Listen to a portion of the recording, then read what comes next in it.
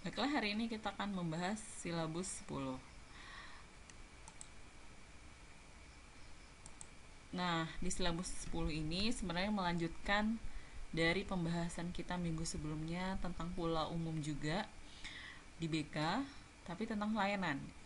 Kembali bahwa eh, materi hari ini adalah materi dari BK pola 17+. Jadi belum BK komprehensif gitu ya.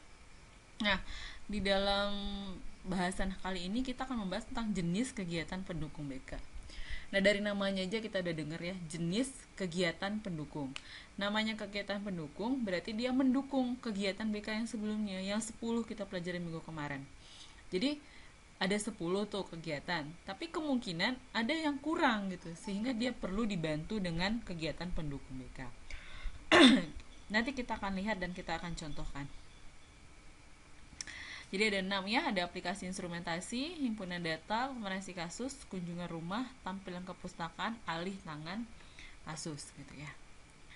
Nah, yang pertama akan kita bahas adalah aplikasi instrumentasi. Apa itu aplikasi instrumentasi? Adalah upaya pengungkapan melalui pengukuran. Jadi melalui pengukuran yang dilakukan dengan menggunakan alat ukur atau instrumen gitu ya kan, aplikasi instrumentasi. Jadi ada alat ukur atau sebuah instrumen tertentu. Tujuannya adalah supaya dapat data tentang kondisi tertentu klien kita atau kliennya si konselor. Komponen-komponen yang penting di sini adalah instrumen itu sendiri, ada respondennya, dan ada pengguna instrumen tersebut. Instrumennya jelas berarti alatnya tadi ya, entah itu berupa buku tes dan sebagainya. Responden berarti orang yang mengisi. Yang ketiga ada pengguna. Siapa pengguna? Bisa jadi konselor sendiri atau pihak-pihak lain yang terkait. Nah, jadi instrumen itu akan perlu dipersiapkan. Ada pengadministrasian, pengolahannya, ada penyampaian hasil dan penggunaan hasil. Jadi tidak hanya dilakukan, tapi nanti akan sampai pada penggunaan hasil instrumen gitu ya. Kemudian gimana cara melakukan instrumentasi ini? Ada perencanaan, kemudian ada pelaksanaan, ada evaluasi, analisis, kemudian terakhir ada tindak lanjut dan laporan. Nah, sebenarnya di BK itu ada dua instrumen, namanya instrumen tes dan instrumen non-tes. Nah, kalau instrumen tes tadi itu kita bisa contohkan misalnya tes psikologis, misalnya tes kepribadian, tes intelijensi, tes bakat, nah itu semua jenis tes. Nah, ada instrumennya sifatnya non-tes. Misalnya wawancara ya. Kemudian contohnya lagi eh, pengamatan langsung atau kita bilang observasi. Nah, itu sebenarnya instrumen tapi dalam bentuk non-tes. Apa beda tes dan non-tes? Kalau di tes itu pasti ada nilai, pasti ada angka. Makanya di sini ada namanya instrumen dengan alat berupa alat ukur. Di sana akan ada. Oh, ini intelijensinya 130. Nah, itu adalah ada angkanya di sana. Sementara instrumen-instrumen non-tes cenderung tidak punya angka-angka seperti itu. Misalnya hasil observasi, tentu guru BK hanya akan mengeluarkan dari hasil observasi bahwa si A begini itu. Jadi ada dua instrumen, yaitu tes dan non tes. Nah, itu yang pertama, kegiatan pendukung BK. Mendukung layanan mana aplikasi instrumentasi ini? Maka kalau kita cocokkan, dia bisa saja mendukung misalnya layanan informasi gitu. Seorang guru BK sebelum memberikan layanan informasi kepada siswa, bisa jadi dia melakukan dulu aplikasi instrumentasi berupa angket. Nah, dia berikan angket pada siswanya terkait dengan apa saja materi yang dibutuhkan oleh siswa di dalam di sekolah. Maka dia kasih angket, ada jawaban, kemudian dia berikan layanan informasi. Nah, sehingga aplikasi instrumentasi berupa angket dapat mendukung tadi kegiatan layanan informasi. Nah, setelah layanan informasi aplikasi instrumentasi ada namanya himpunan data. Ini yang kedua, himpunan data. Nah, himpunan data ini cenderung berupa pemberian, bukan pemberian sih, dia itu merangkum semua yang kita peroleh tadi.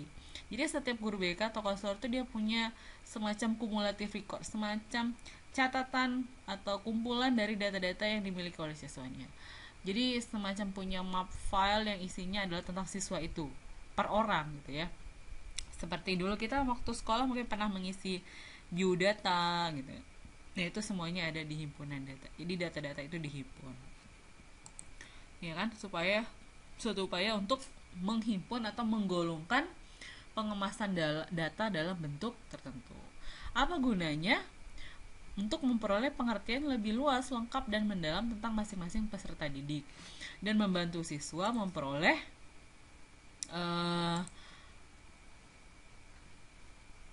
ya tentang masing-masing peserta didik untuk memperoleh pemahaman diri sendirinya gitu ya.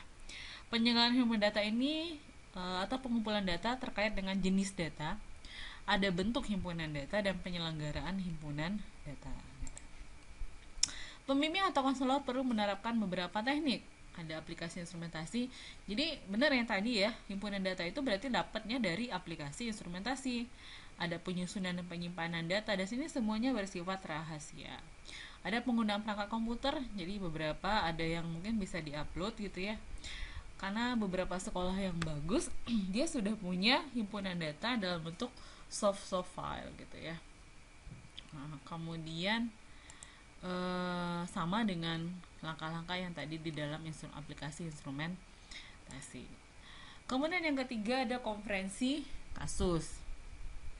Konferensi kasus, mungkin kita udah sering sekali mendengar kata-kata konferensi meja bundar, konferensi Asia Afrika, dan konferensi lainnya.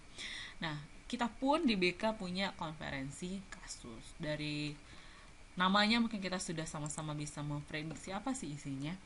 Ini adalah forum terbatas yang dilakukan oleh pembimbing atau konselor guna membahas suatu permasalahan dan arah pemecahannya.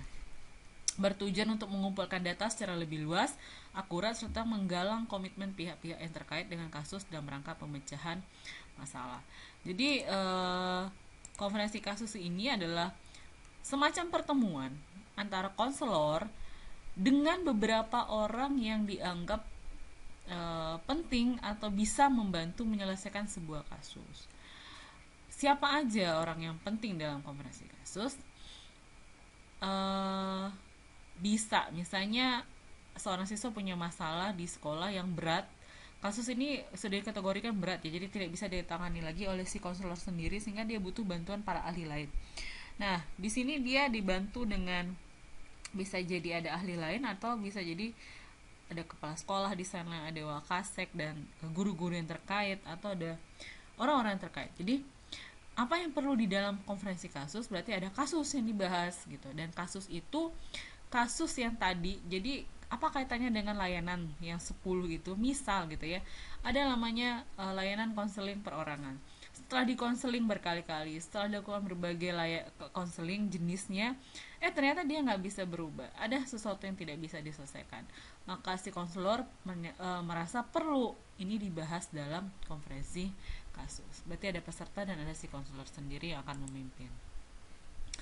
Oke. Dalam implementasinya ada kelompok non formal, normatif, dan pembicaraannya yang terfokus. Jadi di sini jangan sampai pembicaraannya menjadi pembicaraan semacam menggosipkan gitu. Tapi di sini adalah pembicaraan itu terfokus untuk menyelesaikan permasalahan si klien. Nah, yang keempat, kunjungan rumah atau home visit ya. Ini gampang, saya rasa sudah bisa kita pahami dari namanya aja. Kunjungan rumah, upaya mendeteksi kondisi keluarga dalam kaitannya dengan permasalahan individu atau siswa yang menjadi tanggung jawab pembimbing atau konselor dalam pelayanan BK. Apa tujuannya? Untuk memperoleh data yang lebih lengkap dan akurat tentang siswa.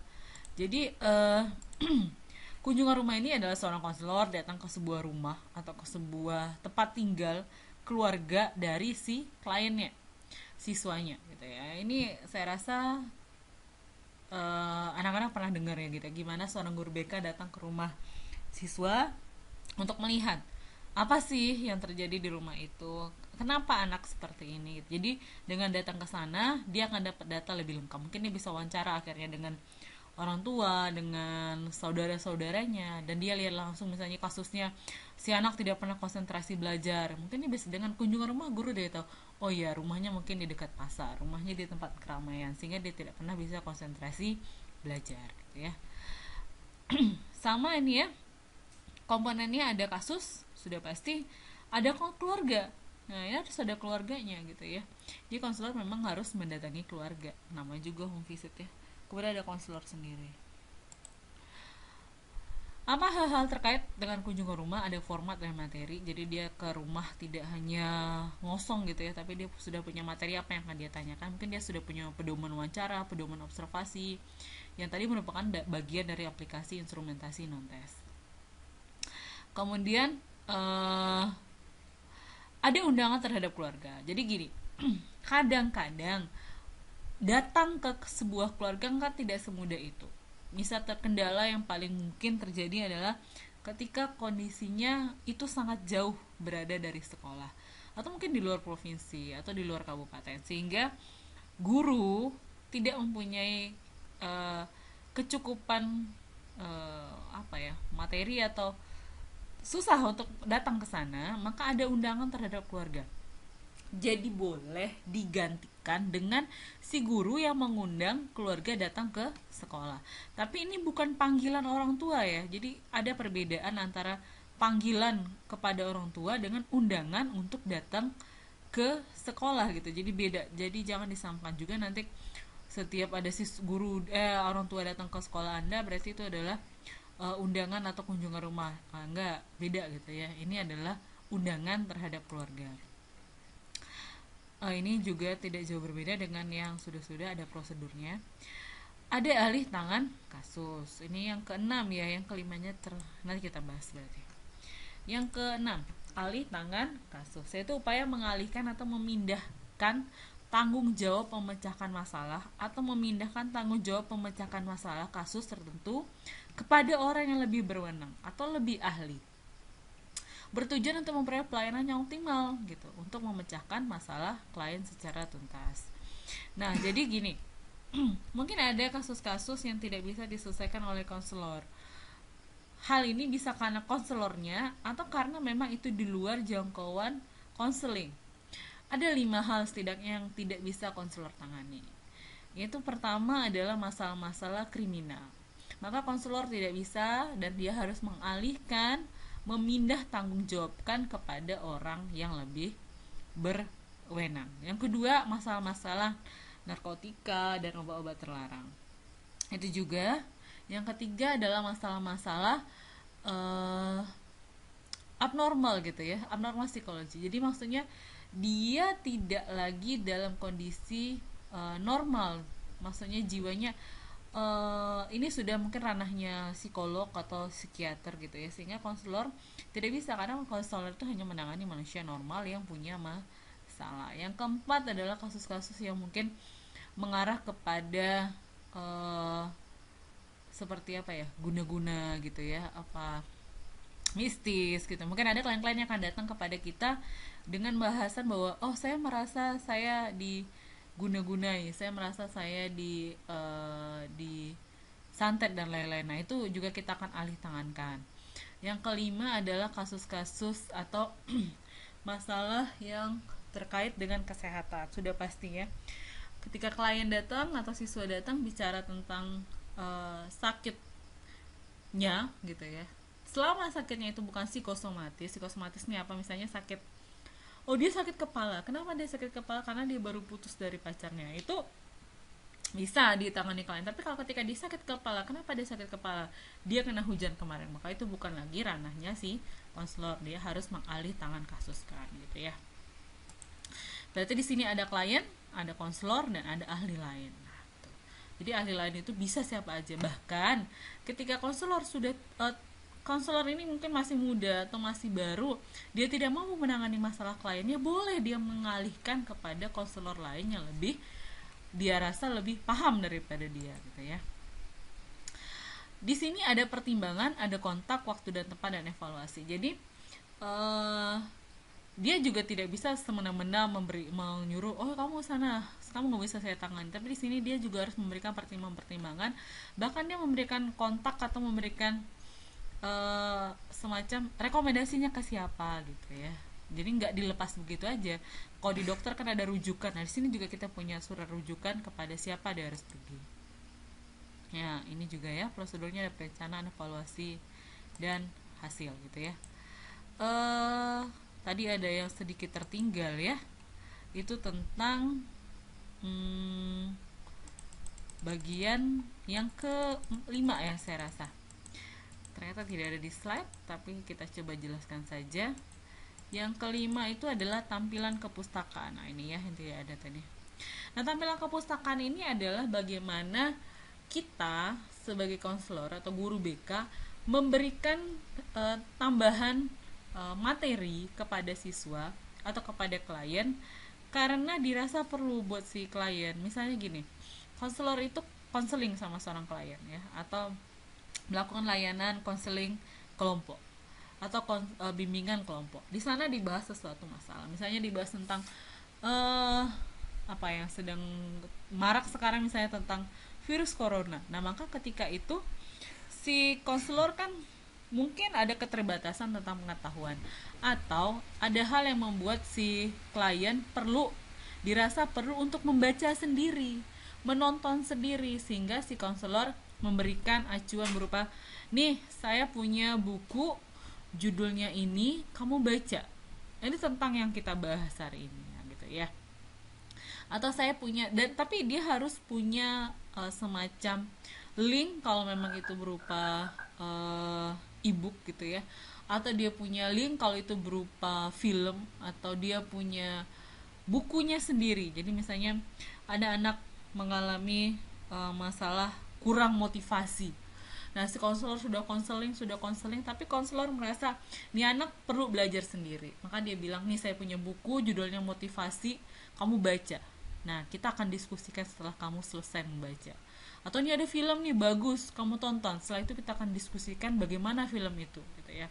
Itu namanya tampilan kepustakaan. Nah, saya rasa itu penjelasan singkat saya membahas mereview tentang apa yang sudah kita bahas minggu kemarin. Cukup sekian ya, dan terima kasih.